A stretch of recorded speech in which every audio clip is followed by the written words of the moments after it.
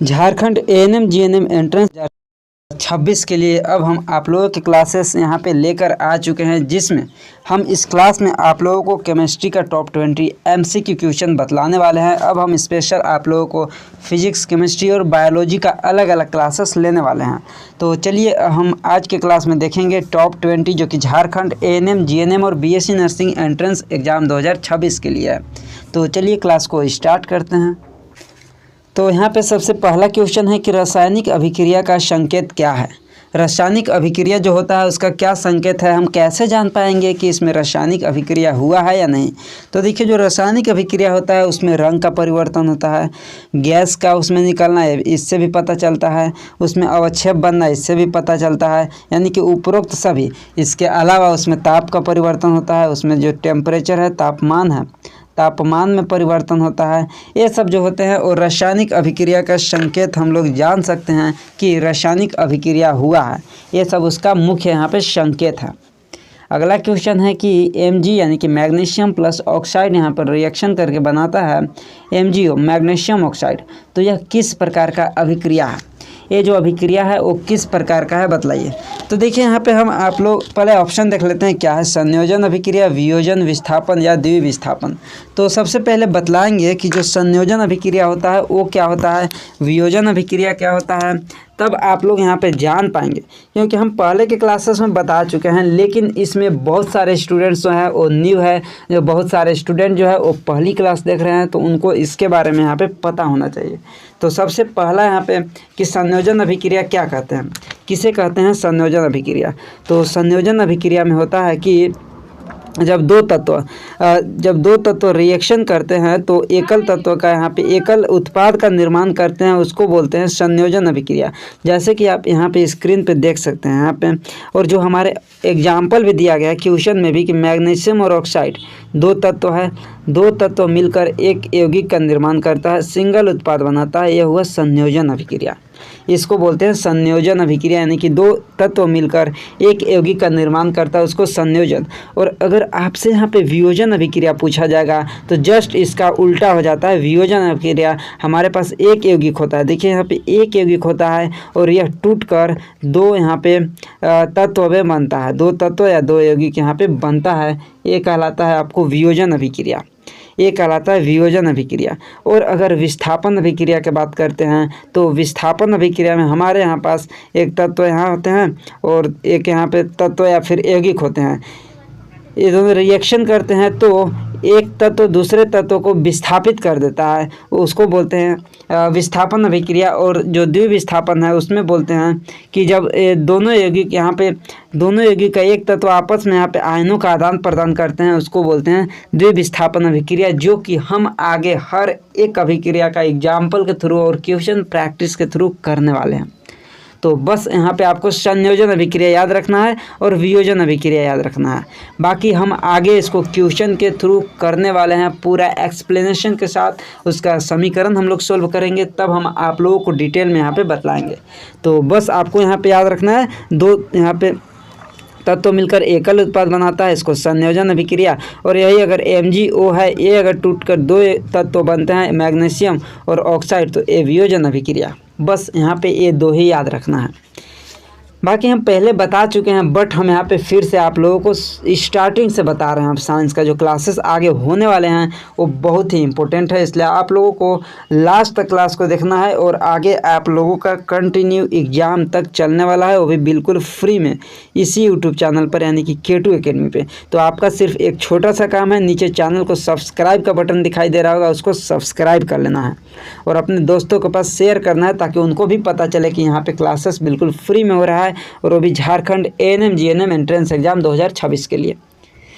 चलिए अगला क्वेश्चन है कि सिल्वर क्लोराइड AgCl सूर्य के प्रकाश में किससे विघटित होता है। जो सिल्वर क्लोराइड होता है वो सूर्य के प्रकाश में किससे विघटित होता है, सिल्वर। और यहाँ पे क्लोराइड से, सिल्वर और ऑक्साइड से, Ag2O से या फिर AgNO3 यानी सोडियम नाइट्रेट से, किससे यहाँ पे होता है। तो देखिए, जो AgCl है ये सूर्य के प्रकाश इस पे जब पड़ता है, ये प्रीवियस ईयर का क्वेश्चन आप यहाँ पे देख लीजिएगा, सूर्य के प्रकाश इस पे पड़ता है तो क्या बनता है, ये जो है वो Ag+Cl में यहाँ पे विघटित होता है। ऑप्शन नंबर ए। प्रीवियस ईयर का यहाँ पे क्वेश्चन है, आप यहाँ पे देख लीजिएगा क्वेश्चन यहाँ पे पूछा हुआ था कि सिल्वर Ag और सिल्वर और प्लस यहाँ पे क्लोराइड किसके उपस्थिति में Ag+Cl2 बनाते हैं। इस तरह से क्वेश्चन आपके प्रीवियस ईयर में आया हुआ है। तो सूर्य का प्रकाश यहाँ पे इसका राइट आंसर हो जाएगा। सूर्य के प्रकाश इसका राइट आंसर हो जाएगा। क्लियर यहाँ तक क्लियर? जल्दी से बतलाइए, यहाँ तक बतलाइए, जल्दी से क्लियर है। हालांकि आप सभी को ये सब नोट्स में मिल जाएगा और आपको बतलाते हैं जो भी student Jharkhand ANM GNM entrance exam 2026 के लिए तैयारी कर रहे हैं उनके लिए साइंस का स्पेशल नोट्स है, जिसमें आपको कंप्लीट साइंस का थ्योरी नोट्स मिलने वाला है, चैप्टर वाइज MCQ मिलने वाला है और लास्ट 3 इयर्स का आपको प्रीवियस ईयर क्वेश्चन पेपर मिलने वाला है इस नोट्स में। तो इस नोट्स का सिर्फ और सिर्फ जो प्राइस है वो 69 रुपीज़ है, जो कि आपको व्हाट्सअप नंबर या फिर आपको कमेंट बॉक्स में डिस्क्रिप्शन में उसका लिंक दिया है, उस पर आप लोग क्लिक करके ले सकते हैं, या फिर आप इस व्हाट्सअप नंबर 8986830118 इस व्हाट्सअप नंबर पे मैसेज कर सकते हैं। बाकी जो थ्योरी नोट्स है वो आपको हिंदी मीडियम में है और MCQ और जो प्रीवियस ईयर पेपर है वो बोथ लैंग्वेज यानी हिंदी और इंग्लिश दोनों लैंग्वेज में है। क्लियर? अब बतलाइए कि लोहे पर जंग का रासायनिक सूत्र क्या है। तो जो जंग का रासायनिक सूत्र होता है वो क्या होता है?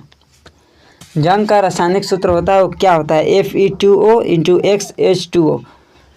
यहाँ पे इसको क्या बोलते हैं? हाइड्रेटेड फेरिक ऑक्साइड इसको बोलते हैं, हाइड्रेटेड फेरिक ऑक्साइड बोलते हैं। ऑप्शन नंबर 1 इसको इंग्लिश में रस्ट बोलते हैं, यानी कि जंग का रासायनिक सूत्र Fe2O3 × XH2O। अगला क्वेश्चन है क्वेश्चन नंबर 5 कि अम्ल नीले लिटमस को किस रंग में बदलता है? अम्ल जो है वो नीले लिटमस को किस रंग में बदलता है? ब्लू में, रेड में, ग्रीन या फिर येलो? तो हम आपको बतलाते हैं जो नीला लिटमस पत्र होता है उसको लाल लिटमस पत्र में चेंज हो जाता है। नीला जो होता है वो लाल में चेंज हो जाता है। इस पर नीला जो लिटमस पत्र होता है जब हम इस पर अम्ल डालते हैं तो क्या क्वेश्चन बोला है? अम्ल जो है वो नीले लिटमस को किस रंग में बदलता है? तो लाल रंग में बदल देता है, रेड कलर में इसको चेंज कर देता है। तो ऑप्शन नंबर बी हो जाएगा इसका राइट आंसर। अगर आपसे क्वेश्चन पूछता है कि जो क्षार होता है वो लिटमस जो है वो किस रंग का होता है या फिर किस रंग में बदल देता है, तो देखिए अम्ल वाला तो क्लियर हो गया जो कि नीला लिटमस को लाल में बदलता है। बट हमारे पास यहाँ पे लाल लिटमस पत्र हो गया, लाल लिटमस हो गया। अगर इसको फिर से नीला में कन्वर्ट करना है यानी कि चेंज करना है, तो नीला में अगर इसको चेंज करना है तो हम इसके ऊपर क्षार डालेंगे यानी कि बेस को डालेंगे। अगर ये लाल लिटमस पेपर के ऊपर हम क्षार को डालते हैं तो फिर से नीला होता है, और नीला लिटमस के ऊपर अगर हम अम्ल को डालते हैं तो लाल हो जाता है। क्लियर? तो यहाँ पे क्वेश्चन बोला है कि क्षार लाल लिटमस को किस रंग में बदलता है? तो नीला रंग में बदल देता है। ऑप्शन नंबर ए पे ही देखिए दिया हुआ है ब्लू रंग, ब्लू यानी कि नीला रंग में बदल देता है। क्लियर है? जल्दी से बतलाइए, क्लियर है यहाँ तक? ब्लू यानी कि नीला रंग में बदल देता है। यहाँ तक बतलाइए। किसी को कोई भी डाउट है तो आप लोग कमेंट कर सकते हैं, कभी भी आप लोगों को रिप्लाई दे दिया जाएगा या फिर आप लोगों को अगली क्लास में उसका आंसर बताया जाएगा। इसलिए आप लोगों को कोई भी डाउट होता है तो आप लोग कमेंट कर सकते हैं। अगला क्वेश्चन है क्वेश्चन नंबर 7 की pH = 7 क्या दर्शाता है?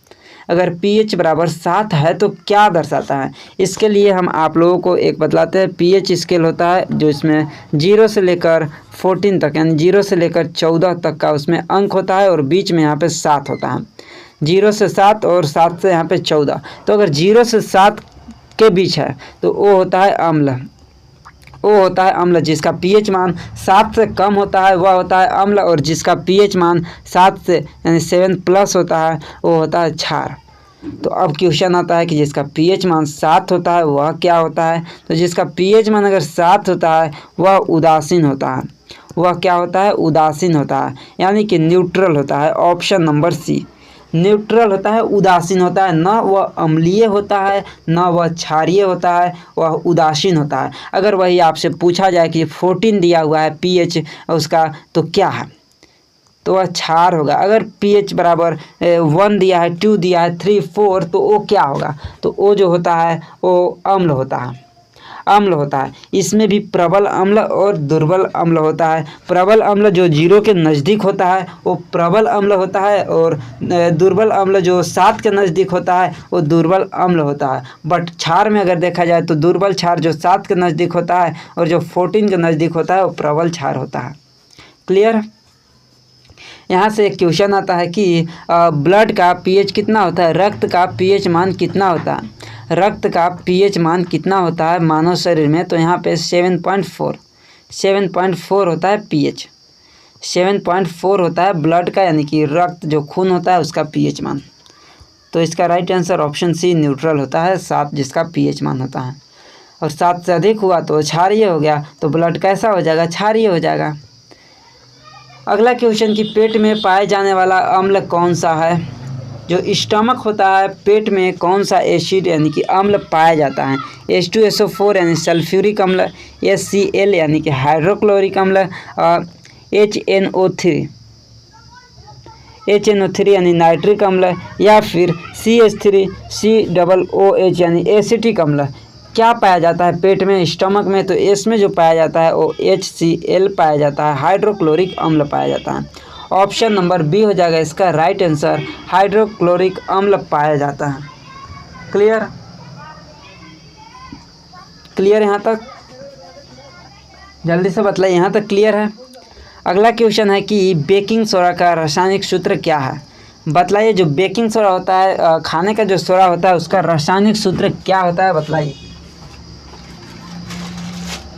तो देखिए यहाँ पे जो बेकिंग सोडा होता है उसका रासायनिक सूत्र अगर हम बात करते हैं तो क्या होता है, तो इसका जो ऑप्शन देखते हैं तो Na2CO3, तो इसको सोडियम बाइकार्बोनेट बोलते हैं, सोडियम बाइकार्बोनेट, या फिर आप इसको क्या बोल सकते हैं, धोने का सोडा होता है, वॉशिंग सोडा होता है।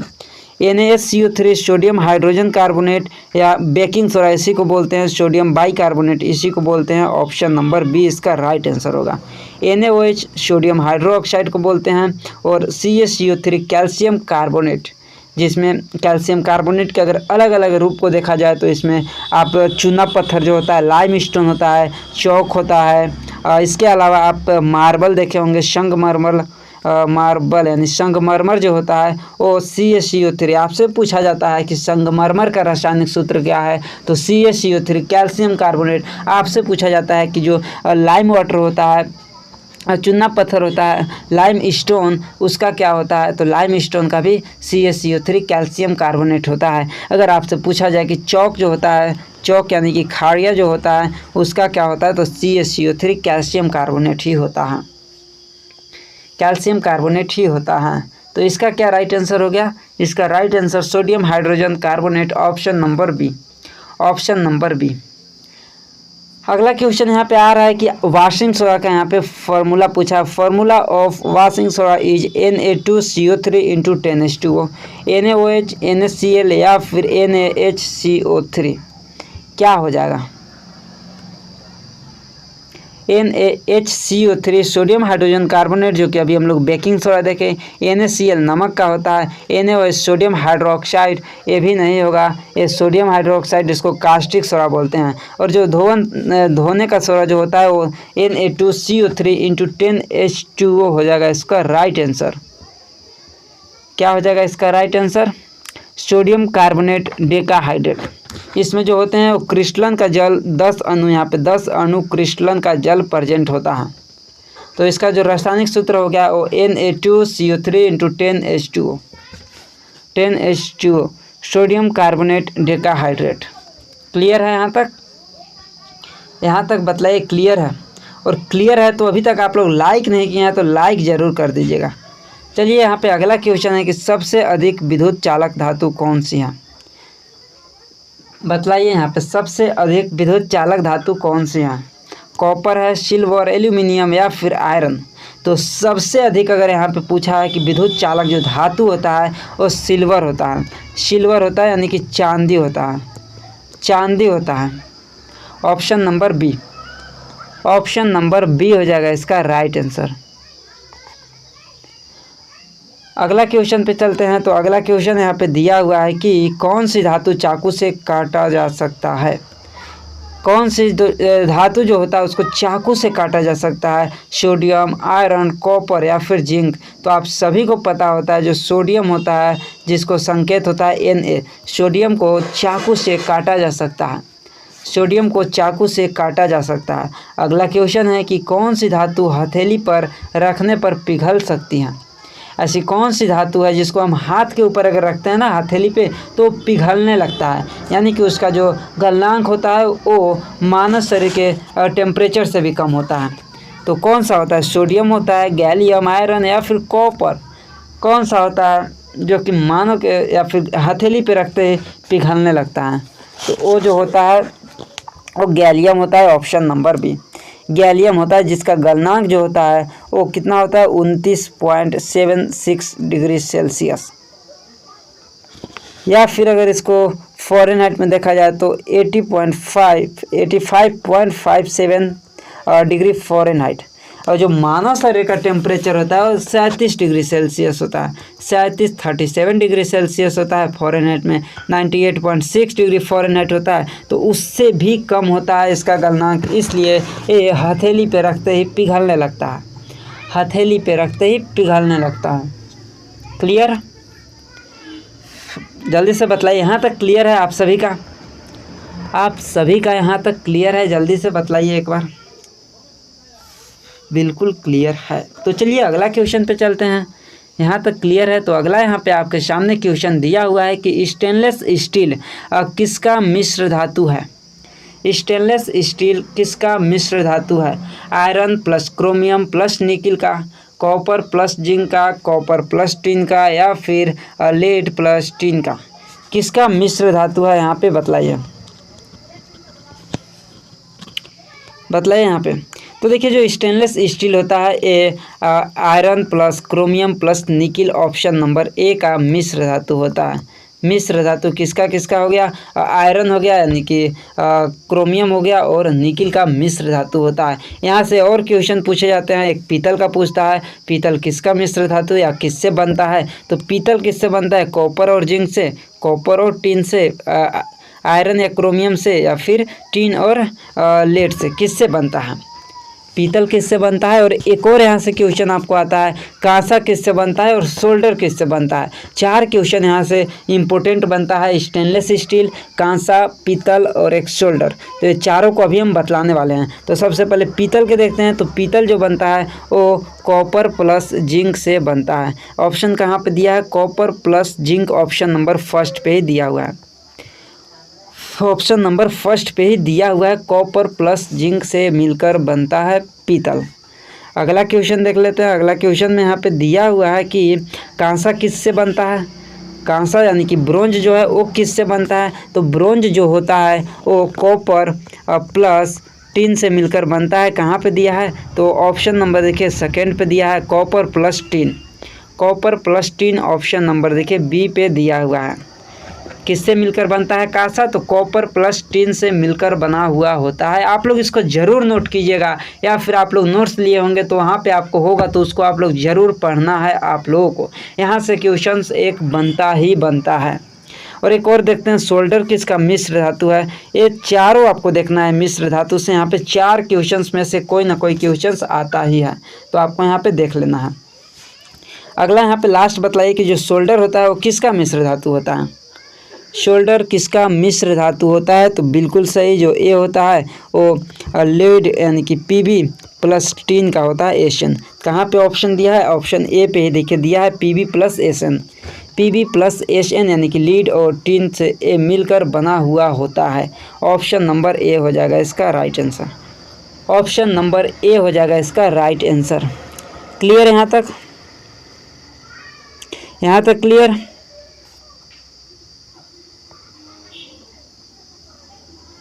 अगला क्वेश्चन है कि एनोडीकरण किस धातु पर किया जाता है? एनोडीकरण किस धातु पर किया जाता है बताइए? आयरन पर, कॉपर, एल्यूमिनियम या फिर जिंक पर, किस पर किया जाता है? उससे पहले हम लोग जानेंगे कि जो एनोडीकरण होता है उसको क्या होता है। जो एनोडीकरण यानी कि एनोडाइजिंग जो होता है वो क्या होता है? तो ये जो होता है वो एल्यूमिनियम पे ऑक्साइड के जो सुरक्षात्मक एक परत चढ़ाने की प्रक्रिया होता है, इसको बोलते हैं एनोडीकरण। किस पे परत चढ़ाने की, तो एल्यूमिनियम पे। तो किसका सुरक्षा प्रदान करता है, किस धातु पर किया जाता है, तो एल्यूमिनियम के ऊपर इसको परत चढ़ाते हैं, इसको सुरक्षा प्रदान करता है। इस प्रक्रिया को एनोडाइजिंग बोलते हैं, एनोडीकरण बोलते हैं, एनोडीकरण बोलते हैं। तो ऑप्शन नंबर सी हो जाएगा इसका right answer, option number c हो जाएगा इसका राइट आंसर। अगला यहाँ पे क्वेश्चन दिया हुआ है कि क्वेश्चन नंबर 19 कि सोना और चांदी को अशुद्ध करने में कौन सी प्रक्रिया प्रयोग होती है, बतलाइए, जल्दी से बतलाइए कौन सी प्रक्रिया, इलेक्ट्रोलाइटिक रिफाइनिंग, रोस्टिंग, कैल्सिनेशन या फिर डिस्टिलेशन, कौन सी प्रक्रिया होता है। और यहाँ पे आप लोगों को एक बार फिर से बतलाते हैं, Jharkhand ANM GNM entrance exam की क्लासेस बिल्कुल फ्री में हो रही है। तो आप लोग डेली इस क्लासेस को कीजिए, और आप लोग चैनल को सब्सक्राइब नहीं किए हैं तो आप लोग चैनल को सब्सक्राइब कीजिए, अपने दोस्तों के पास शेयर कीजिए, और इस क्लास को लाइक नहीं किए हैं तो आप लोग लाइक ज़रूर कीजिएगा। बाकी पता ही है फ्री में क्लासेस हो रहा है, तो आप लोग कंटिन्यू करते रहिए, क्लासेस होते रहेगा। तो इसका जो राइट आंसर हो जाएगा वो ऑप्शन नंबर ए हो जाएगा, इलेक्ट्रोलाइटिक और रिफाइनिंग हो जाएगा इसका राइट आंसर। अगला क्वेश्चन है जो कि प्रीवियस ईयर में आपका क्वेश्चन आया हुआ है कि जिंक कॉपर के तुलना में क्या है, लेस रिएक्टिव यानी कि कम अभिक्रियाशील है, मोर रिएक्टिव यानी कि अधिक अभिक्रियाशील है, इक्वल रिएक्टिव यानी बराबर अभिक्रियाशील है, या नॉन रिएक्टिव क्या है, क्या है, किस तरह का है। तो जो जिंक होता है वो कॉपर के तुलना में मोर रिएक्टिव होता है, अधिक यहाँ पे अभिक्रियाशील होता है। बाकी हम इसका जो सक्रियता श्रेणी का जो यहाँ पे वो है, इसका डायग्राम हम आप लोगों को अगले क्लास में बतला देंगे, और उसमें जो आपको सक्रियता श्रेणी दिया है उसको आपको याद जरूर करना है, उसको आपको याद जरूर करना है। सक्रियता श्रेणी, उसमें आपको सक्रियता श्रेणी से एक क्वेश्चन जरूर आता है। इस क्लास में हम यहाँ पे नहीं लगा पाए, बट आप लोगों को अगले क्लास में हम सक्रियता श्रेणी से बताएंगे, जब भी हम केमिस्ट्री के क्लासेस लेंगे। बाकी फिजिक्स का चलेगा, अभी बायोलॉजी चलेगा, मैथ्स चलेगा, जनरल नॉलेज है, और केमिस्ट्री फिजिक्स तो चल ही रहा है। तो सारा क्लासेस आप लोगों को इसी यूट्यूब चैनल पर होने वाला है। तो आप लोगों को कमर कसकर तैयार हो जाना है, चैनल को सब्सक्राइब कर लेना है। एक और यहाँ पे क्वेश्चन देख लेते हैं, इसके बाद हम लोग अगले क्लास में करेंगे, क्योंकि क्लास जो है वो बहुत लंबा हो जाएगा। एथेनॉल का सूत्र क्या है यहाँ पे बतलाइए, CH3COOH, C2H5OH, C6H12O6 या फिर CH4, क्या है यहाँ पे बतलाइए। तो जो एथेनॉल का होता है वो क्या होता है, तो सबसे पहले देखते हैं, इस दिया है CH3COOH, इसको बोलते हैं एसिटिक एसिड, एसिटिक एसिड इसको बोलते हैं। C2H5OH इसको बोलते हैं एथेनॉल, इसको बोलते हैं एथेनॉल, जो कि ऑप्शन नंबर बी राइट हो जाएगा। ऑप्शन सी C6H12O6 एक क्या है, इसको आपको कमेंट करना है, इसको आप लोगों को कमेंट करके बतलाना है। और ऑप्शन डी पे CH4 मीथेन दिया हुआ है। तो आज की क्लास का यही क्वेश्चन है। बाकी हम अगले क्लास में आप लोगों को बहुत सारे क्वेश्चंस लेकर आएंगे, जो कि अगले क्लास में हम आप लोगों को फिजिक्स, बायोलॉजी और मैथ्स वगैरह लेकर आने वाले हैं। और इसको आप लोगों को कमेंट करके बतलाना है कि C6H12O6 का जो रासायनिक नाम है वो क्या होता है। बाकी हम मिलते हैं आप लोगों को अगली क्लास में।